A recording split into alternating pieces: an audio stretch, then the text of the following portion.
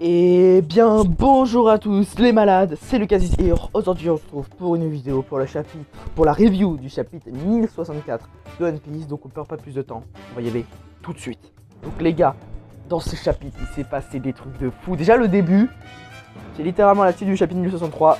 Donc on continue le combat entre Law et Barbe Noire. Donc voilà, un combat assez... Enfin, au début c'était classique, on s'est dit bon bah voilà il va y avoir un enchaînement de coups. Au final j'ai l'impression que Barbe Noire n'a vraiment pas du tout préparé son combat, vu que bah du coup pour l'instant de ce qu'on voit, Law a l'avantage, puisqu'au début on voit qu'il utilise la Air Room et qu'il utilise... voilà, je ne connais plus sa technique. C'est qu'il coupe en deux, vous savez, genre il coupe en deux, mais je sais plus si c'est permanent ou quoi. En tout cas, ça s'appelle amputation, voilà, amputation, voilà. Et donc il utilise cette technique sur le cheval, dont j'ai plus le nom parce que je m'en fous, hein, franchement, je suis désolé, mais et du coup Doku est en train de tomber. D'ailleurs, il tombe la tête vers le sol et il lance des pommes explosif comme il avait fait à Jaya sur l'équipage de l'eau, sauf que bien sûr on se rend compte que Penguin, vous savez le mec avec son chapeau de pingouin, est en fait un homme poisson qui peut, vu qu'on l'a vu tracer des missiles d'eau comme les hommes poissons en fait qu'ils peuvent faire. Donc voilà, on a la confirmation qu'il y a un homme poisson dans l'équipage de l'eau et donc on voit que aussi on a vu aussi, attendez, j'ai même pas parlé du début du chapitre, que Aokiji et Augure, si je dis pas de conneries, le sniper de l'équipage de Barbe Noire, ont enlevé Pudding. Voilà, ça c'est confirmé. Donc on sait pourquoi, c'est pour essayer de lire les poneglyphes, ça, bon, ça c'est logique. Après, Barbe Noire qui se fait planter par Law et qui utilise la K-Room, donc il le plante, du coup ça fait ultra mal. C'est la technique qu'il avait utilisée contre Big Mom plusieurs fois d'ailleurs.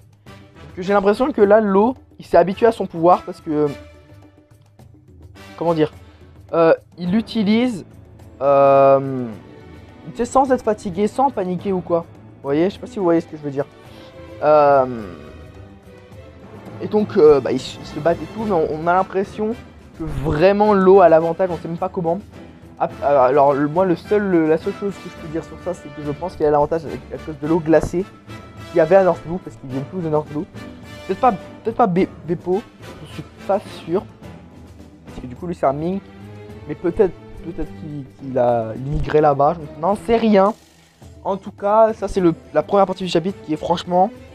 je m'attendais pas à ça, moi je pensais que... Bon, j'adore Law c'est mon personnage préféré. Pourtant, je pensais qu'il allait faire contre Barbe Noire. Au final, pour l'instant, il est en train de vraiment le défoncer. Donc, à voir qu'est-ce qui va se passer par la suite.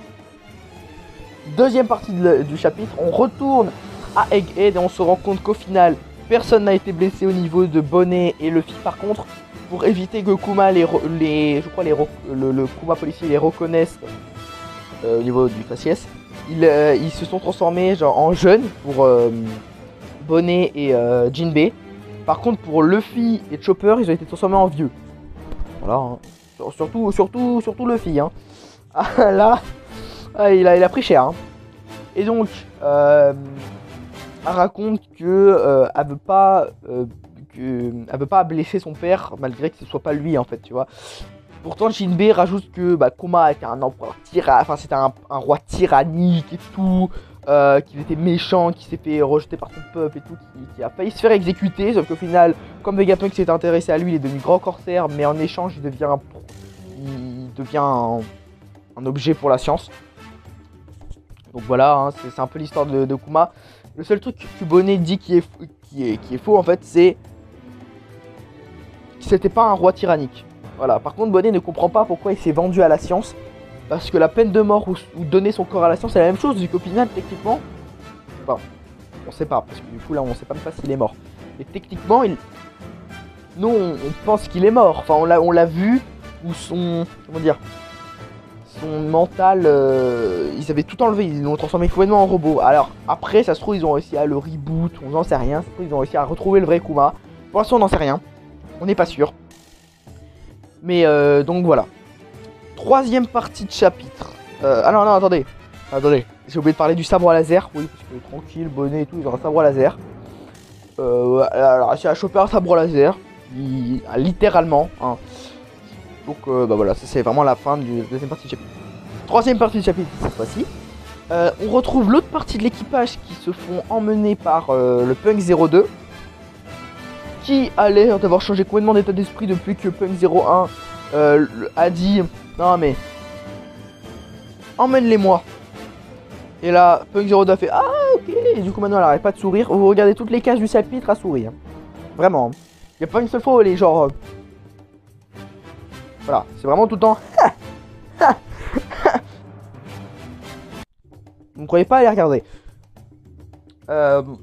Donc il découvre Egghead. D'ailleurs, il y a une superbe image où on voit carrément tout Egghead et tout, même le toit, c'est littéralement un œuf. Vegapunk avec ses goûts bizarres là. Et donc on voit aussi les nouvelles tenues des Mugiwara. Et bon bah Oda frère, oh. Alors Jack Bonnet, bon. Alors avec Robin. Alors Nami en vrai, c'est dans son style. Mais alors Robin. Et après on dit que c'est l'animé qui fait ça, tu vois. On dit que c'est l'animé qui abuse. Mais là... là c'est assez... Ah non mais là... Ah la vache. Enfin bref. Du coup... Franky il a une tenue chelou. Et surtout aussi on voit que Brook et Zoro sont restés sur le bateau. Et comme de par hasard, c'est les épéistes du groupe. C'est du hasard, hein. C'est du hasard. Hein, bien sûr, oui, oui. Hein. On le voit venir, un truc, il va se passer un truc. Enfin bref. Du coup, là, c'est les 3 dernières cases du chapitre. Punk 01 parle à un mystérieux interlocuteur et dit qu'il va bientôt mourir. Déjà, c'est chelou. C'est que ce mystérieux interlocuteur, c'est pas n'importe qui, c'est Dragon. Ou Dragon. Moi je dis Dragon, Dragon. Je le dis les deux, je sais pas pourquoi. Parce que Dragon, dans un sens, c'est pas... Ça paraît chelou de dire en français. Au final, pas ultra moche. Et pourquoi il parle à Dragon si c'est même pas le vrai Vegapunk? Je sais pas si vous voyez ce que je veux dire. Si on dit que Vegapunk s'est séparé en 6 entités, est-ce que il ne s'est pas séparé en 6 entités mais en 5 entités et il fait semblant d'en être une pour pouvoir cacher son identité? Ou j'en sais rien, un bail comme ça, tu vois. Parce que là il y a tout qui correspond. Il dit qu'il va bientôt mourir, peut-être à cause de son vieillage.